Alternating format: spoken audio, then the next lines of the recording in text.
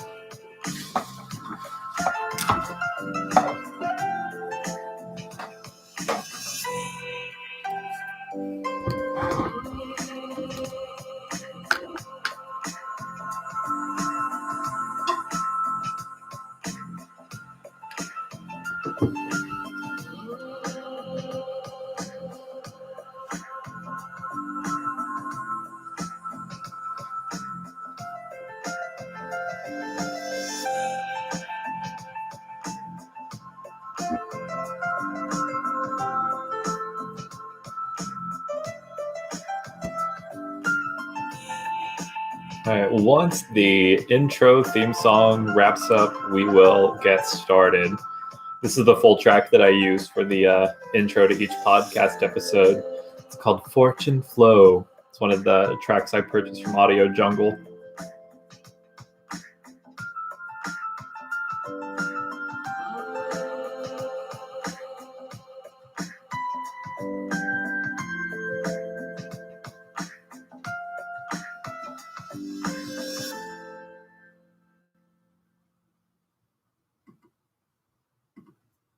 All right, awesome. So we're just a couple seconds away from 7, and the song that I purchased to use for the intro to each podcast episode has finished.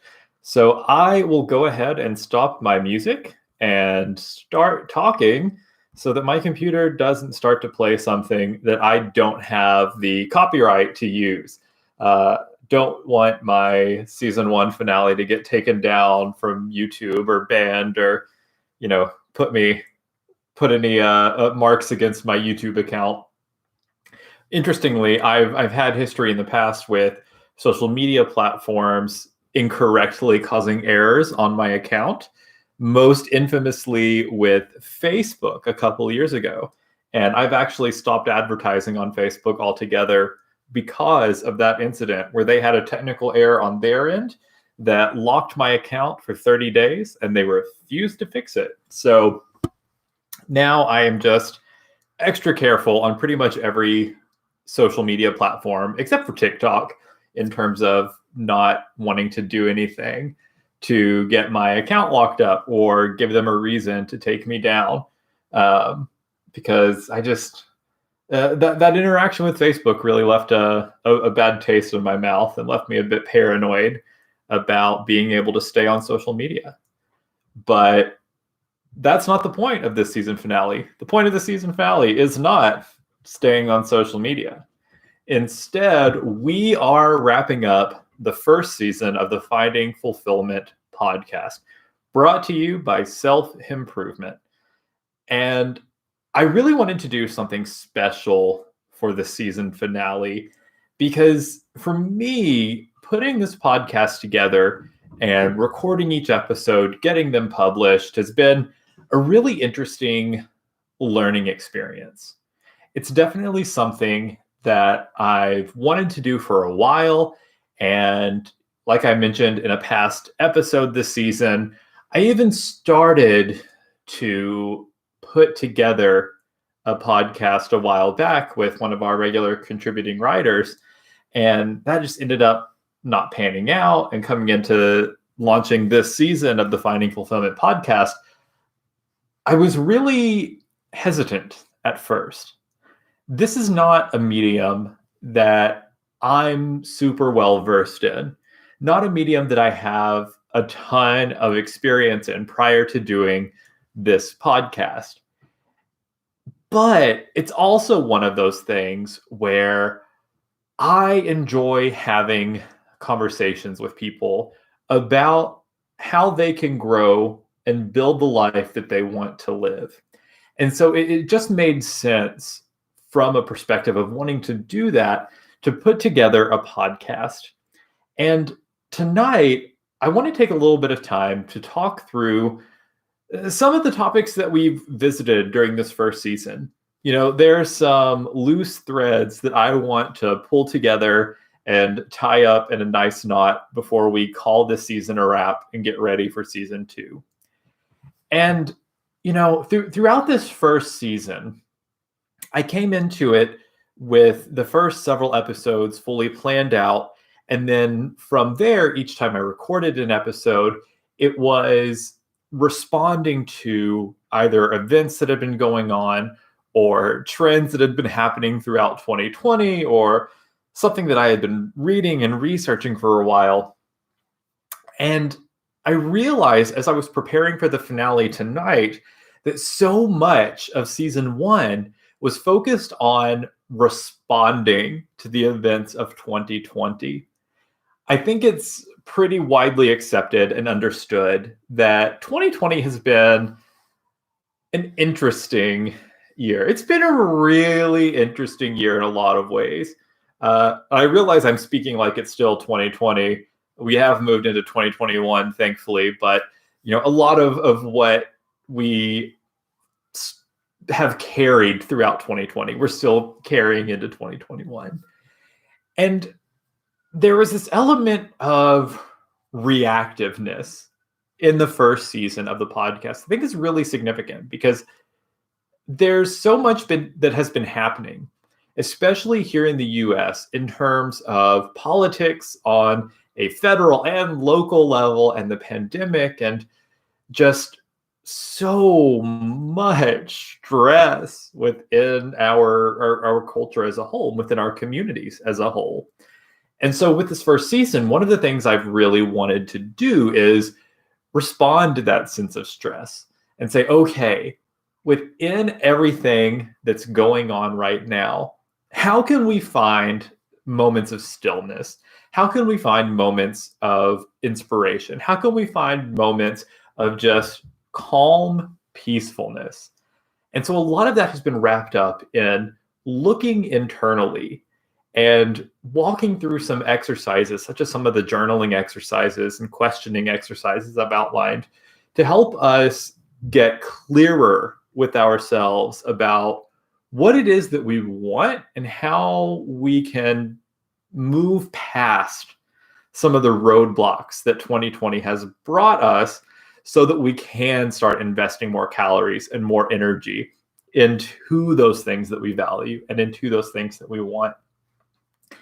And as helpful and necessary as I think that approach is, recognizing what's going on around you and then responding to that in a meaningful way, I also think that it's really important that we don't just think about building our ideal lives in a reactionary way.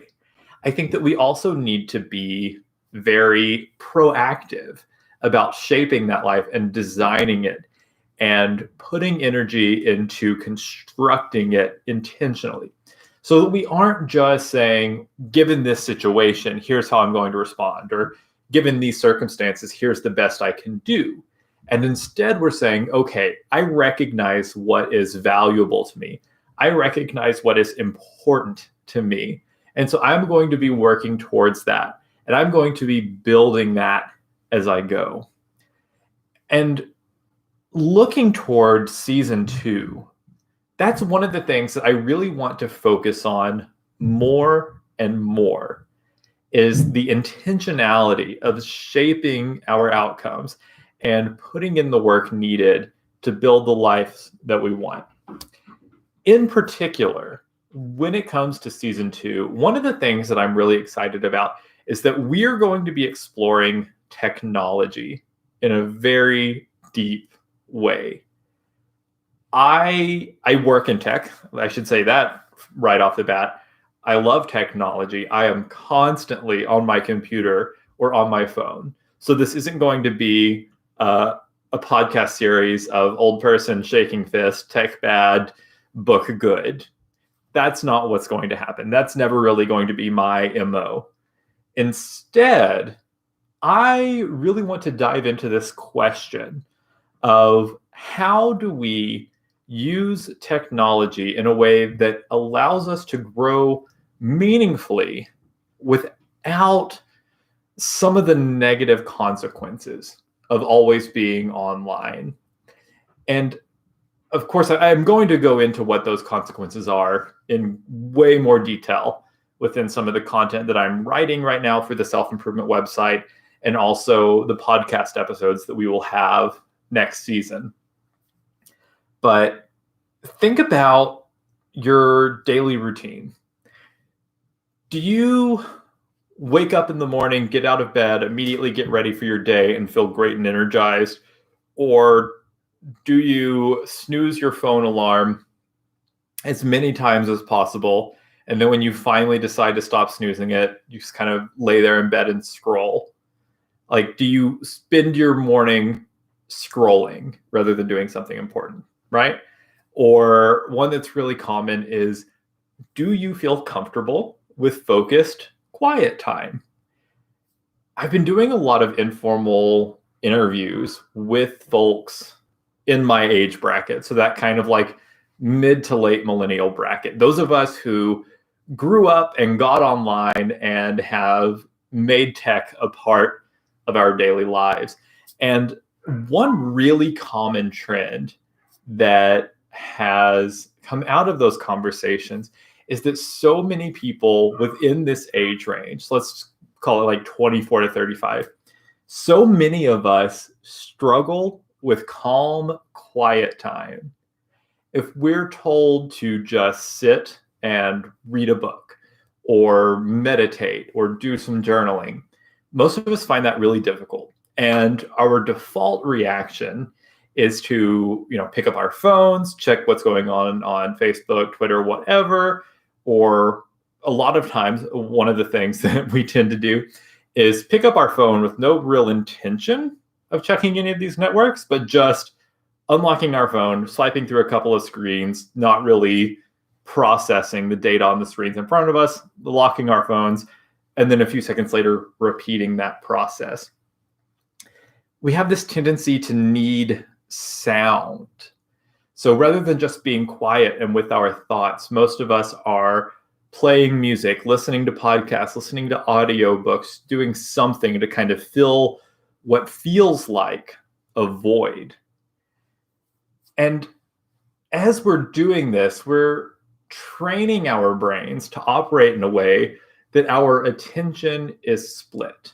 And rather than doing focused work on one particular task at a time, we're multitasking and we're pulling ourselves in a few different directions. And in doing so, we reduce the impact. We reduce our ability to process information in a meaningful way and to compose our thoughts in a meaningful way. And that's something that I'm really, really invested in and really passionate about. And I want to explore that going into season 2 of what does it look like to use our attention to its fullest and to be present in ourselves and in recognizing what our core values are and what we really want to get out of the futures that we build for ourselves. And so that's the pivot point that I want to kind of hinge on and play with tonight, is this idea of not just reacting, but getting clear with ourselves about what it looks like to be attentive and to be thoughtful about constructing these futures for ourselves and for creating opportunities for ourselves that are rooted in our core values that are intrinsic to our identity. Now, if you've listened to previous podcast episodes, you know that at least once per episode, I have to do a plug for my book, Big Picture Living, A Guide to Finding Fulfillment, Even When Everything Sucks. The print edition to hardback is available on Barnes & Noble's website. It's a pretty quick read. It's not a very beefy book, but I'm super proud of it, super happy about it, and want to share it with as many people as possible. But my plug for it tonight is not just to reference it and say, hey, buy my book. My plug for it tonight is because I think that with this idea of figuring out what does our ideal future life look like, that's something I've written about in this book. And so we're going to have story time for a few minutes. If you want to pretend that we are sitting around on a rug in an elementary school library and I'm reading to you, go for it. If that's your fantasy, I'm not going to yuck your yums. Otherwise, if you want to pretend this is an audiobook, great, do that. Or if you just want to say, hey, I'm not going to pretend anything. I'm joining in on a live recording of the season finale of this podcast, and I kind of anticipated that you would be talking to us. That's great too, because that's what I'm going to do. So this comes from chapter 6 of my book, Big Picture Living, and the focus of this chapter is on purpose. The title of the chapter is The Science of Purpose. So let me just check one thing really quickly and make sure I actually am reading to you from the correct chapter. Good, I am. It would have been embarrassing if I wasn't. I first heard about narrative theory as an undergraduate in one of my English literature courses. It was one of my favorite classes, American Modernism, and one of my favorite professors taught it. Her light, airy demeanor and stunning intellect left no questions about why she was the chair of the English department. She was a living encyclopedia with red hair and an impressive collection of caftans. To put it another way, I ate up every word she said and was equally respectful of and intimidated by her. When she first brought up narrative theory, however, I took a pause. With all the wisdom of a 19-year-old who had minimal life experience, narrative theory seemed odd to me. It felt like the kind of construct someone in academia would come up with to validate their studies rather than something that translated to real life. In a nutshell, narrative theory is an interdisciplinary study of the role of narratives and how they shape our understanding of ourselves, our communities, and society as a whole. Everything from literature to psychology, sociology to social work utilizes narrative theory. As we interact with the world around us, the gist is that we construct narratives about our reality. These narratives then shape our identity and how we continue to understand our relationship with our surroundings. It's similar to a plot developing throughout a novel. As characters face a variety of conflicts or challenges or celebrations, it shapes who they become over time by reinforcing or undermining beliefs that they have about themselves and why they do what they do. When my professor first introduced this concept to our class, it was in a passing discussion about one of the novels in our syllabus. Now that several years have passed since taking that class, I don't recall what book we were reading, but I do remember that it involved the suicide of one of its characters. Our professor framed that difficult chapter by suggesting that over the course of the narrative that we were reading, that particular character had developed a sense that his narrative was running out. For her, narrative theory suggested that because the character's arc had come to an end in his mind, he didn't have anywhere else to go or see a path forward, which ultimately led him to taking his own life. It piqued my interest from a literary criticism standpoint, but something about the theory felt too tidy and straightforward to be practical. I love theory. Sociological theory and literary criticism were two of my favorite subjects to study. But as straightforward as narrative theory sounded to me at the time, I didn't see how it could be a helpful tool for understanding the complexities of being a messy, imperfect human. But then I had a moment where I couldn't see the plot of my life, and the simple framework of narrative theory made more sense to me than I wish it would have. As I discussed in this book's opening, my life reached a turning point while I was living in Los Angeles. I became so consumed with stress and anxiety that I stopped looking to live beyond the given moment. I wanted to feel a sense of peace and calm, but didn't see a way of getting there. If you asked me why I got out of bed every morning, the most honest answer would be that if I stayed in bed all day, I'd be anxious horizontally. By getting up, I could at least be anxious vertically and pace during my free time. Without realizing it, the plot that I wrote for myself day in and day out was one of suffering. It had no conclusion either. Rather than having a hero's journey arc where I overcame adversity and rose to greatness, I had come to believe that I existed in a purgatory of discomfort that had no end in sight. My narrative had run out. Because of this, in retrospect, it makes sense that I started daydreaming on the edge of a busy road about how nice it would be to not exist anymore. Narrative theory, which I once thought was too simple to be applied to real life, managed to paint a pretty clear picture of where I was and what was going wrong in my life. As deeply unsettling and painful as that moment was for me, it was also a wake-up call. It was like someone held in my power button and forced me to reboot, start anew, and recover from the issues that led to my crash. I didn't have a choice but to come up with a new narrative, and that's where my passion for purpose began. It forced me to recognize that I didn't want to live only to work at a stressful job while staying in a sexless, passion-free relationship in a city that I didn't enjoy. As I planned my departure and arrived back in Kentucky over the coming weeks, I asked myself some hard questions about what it was that I wanted to get out of life. I'd sit out on my parents' porch with my journal and coffee, reflecting on what I knew brought me joy, trying to make sense of what I wanted my life to look like. I started by coming up with lists of activities that I enjoyed. Then I integrated some reflection on times when I felt confident and joyful. Then I wrote out statements about where I was willing to compromise in my life and where I wasn't. Eventually, I concluded the direction that I wanted to have in my own life. Over time, I've recalibrated and adjusted this conclusion to better adapt to how my life has, thankfully, changed since then. The place I'm at now is so full of optimism and confidence that my vision statement doesn't have the same self-imposed limitation that my earlier iterations once did. My vision for myself has evolved so that it now reads as follows.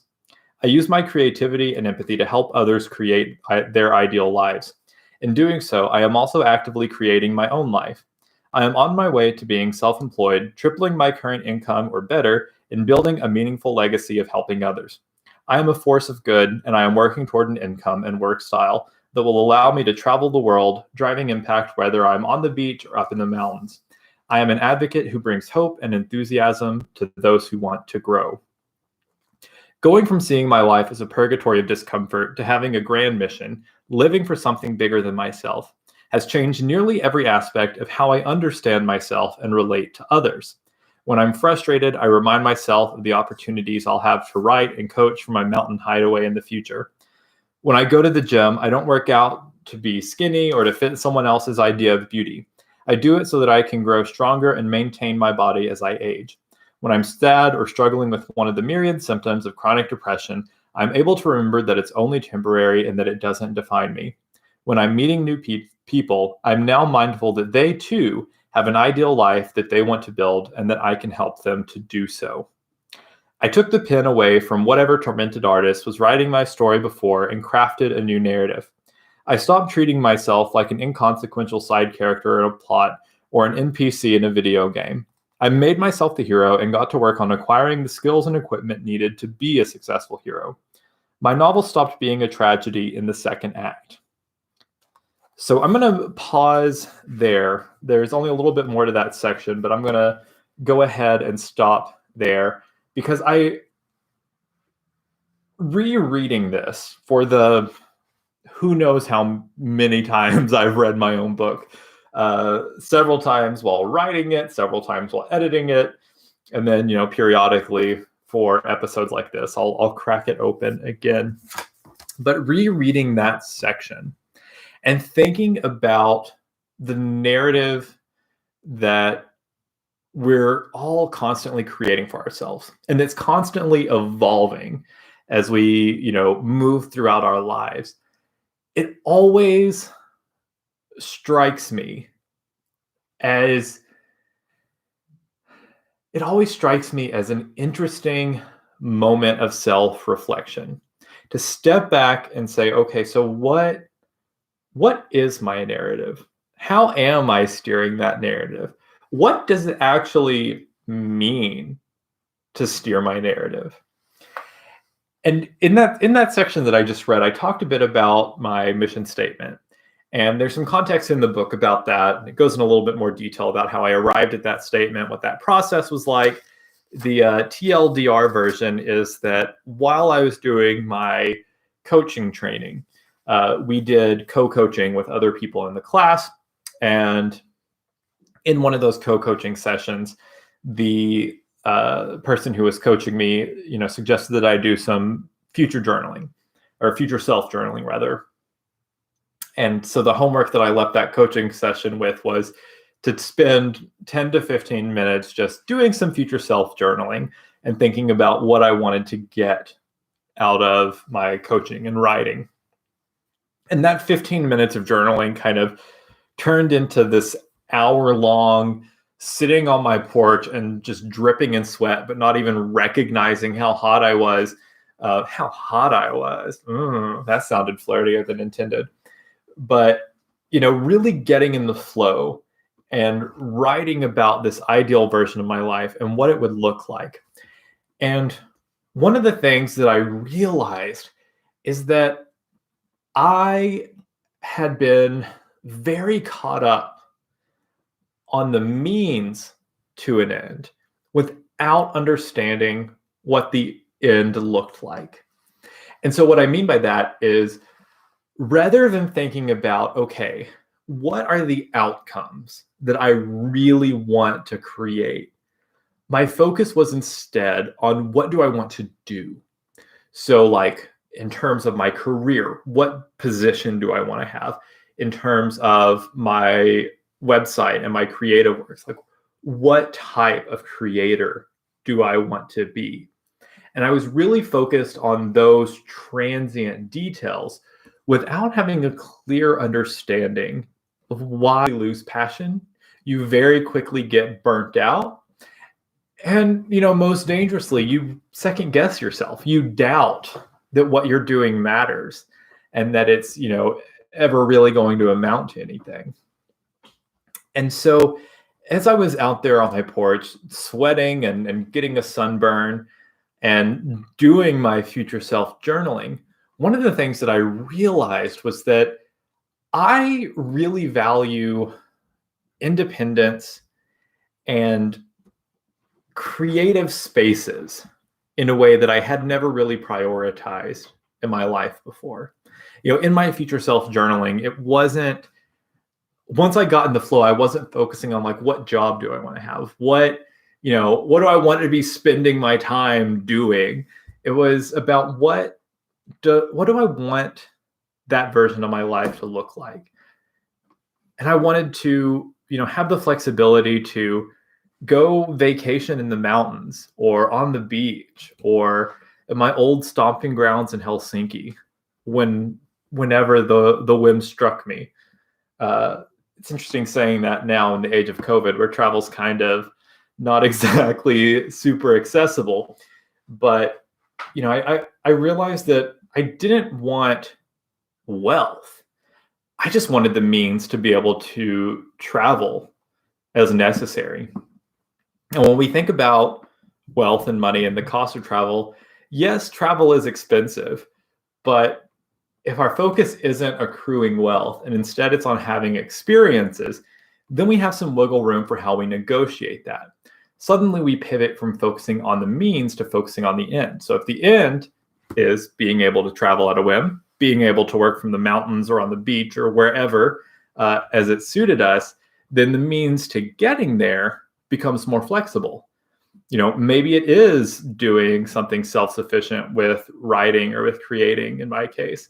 Maybe it's staying inside tech for longer and working in new and exciting roles that I had never really considered before. The means is flexible. But still, having that picture, having that idea of, okay, what's the point? What am I trying to work toward? What is it that I ultimately want to come out of all of this is incredibly helpful in reframing the opportunities that arise as we're in the process of getting there. And so with that said, One of the things that I really want to do, especially going into season 2, is taking that idea of, how do we figure out what that end looks like? And then how do we make the most of our time so that we are creating that end for ourselves? And we're going to be doing that particularly within the concept of like, how do we leverage some of the opportunity making that technology affords us to making that happen without undermining our own successes, without convincing ourselves that we're making progress rather, but really we're just Googling, scrolling, and wasting time. But I like to incorporate with each episode a bit of a challenge or some homework that you can do for some self-coaching outside of the podcast episode. And so having read that section of my book and talked through a little bit about my own experiences with doing that future self journaling exercise and kind of figuring out, okay, so let's step away from focusing on the means and focus on the end. I would challenge, if you're listening or tuning in tonight, I would challenge you to do the same. What is it that you actually want to do? What is it that you actually want to get out of life? If you were to wake up 10, 15 years from now, and it was your absolute perfect day, what does that look like? How are you going to be spending your time? Where are you going to be spending it? Who are you going to be spending it with? What are your senses experiencing if you're engaging those? What are your surroundings like? Spend some time exploring that and creating that narrative for yourself. Don't just give yourself like, it's 9 a.m. I wake up. I have coffee. I eat breakfast. I pet dog. Don't just give yourself like a static itinerary bullet pointed out every 15 minutes. Create that narrative. Flesh out what that narrative looks like. You're the main character in your story. And in 15 years, there are a lot of chapters between now and 15 years down the road. What actions are you taking and why are you taking them? What does that chapter 15 years from now look like? Write it. Create that story. If it helps it feel less, I don't want to say personal, but if it feels less raw experientially and emotionally to fictionalize your future self journaling, do that. That's totally fine. But write it out. Write that narrative. Sometimes we have a hard time being honest with ourselves because we know that there's a socially acceptable answer or set of answers rather. And then there's our like genuine, authentic self answer. And what I mean by that is often when we're talking with others about what we want to get out of life or the type of life that we want to create for ourselves, we often speak about it in terms of what we assume others expect us to answer. So it's where you often get like that stereotype of the white picket fence, house in the suburbs. It's like altruistic life with this like stable traditional job and a spouse and kids, very idyllic. And it's shaped out of like these expectations of, okay, what does success look like? What does an ideal life look like? But that's not really going to fit most of us. Most of us on an individual level want something a bit deeper, want something a bit different from that. And that's where that true self answering comes in, where it's like, you know what? Maybe I don't want to admit to others that what I really want out of life is to be the best stripper in the Southeast, or, to slather myself in Vaseline and oil paints and wriggle along a 30-foot canvas, creating innovative modern art. Those are perhaps hyperbolic, perhaps they're authentic. I don't know your life. That's not my job. But, we have these goals, these ambitions, these passions inside of us. that may not be the societally acceptable answer, or the societally expected answer, I guess I should say. There's nothing unacceptable about making art or stripping. You do you. But we can't really prioritize that and make that a goal until we get clear with ourselves and honest with ourselves about, okay, what do I actually want? So that is the point, and that is the end goal of doing a future self journaling exercise. And that's what I would challenge you to do before we get into season 2. I've been talking a lot about season 2, and I'm going to be fully honest and say I have not started recording anything for season 2. The launch date for season 2 is to be determined. We shall see when that actually comes together. So sorry for teasing and then abandoning, but it will be coming, soon, within a couple of months. We'll see. I'll keep you updated. Just watch our socials and the website, and you will find everything there. On Instagram, we are Self Improvement. Facebook as well. On Twitter, you can follow me personally. MB Reichenbach is my handle. Or you can follow the Self Improvement channel as well. The handle there, I believe, is Self Improve due to character limitations. If you want some general shenanigans, you can follow me on TikTok. MBHBIC is my handle there. But buckle up. That's all I can say if you want to follow me on TikTok. Just brace yourself. But with all of that said, I am going to go ahead and wrap things up. I wanted to keep it about 35 minutes. And according to the timer on live, I'm at 37. So thank you for tuning in, everybody who did tune in. And I hope that you find your future self journaling exercises to be beneficial. If you want to learn more about how I arose my mission statement or narrative theory or shame or insight or identifying your core values, or any of the other little golden nuggets buried in Big Picture Living, you can find this on Barnes & Noble's website, like I said, or you can get the ebook directly from me at shop.selfimprovement.com. And as always, please feel free to reach out with any questions, comments, concerns.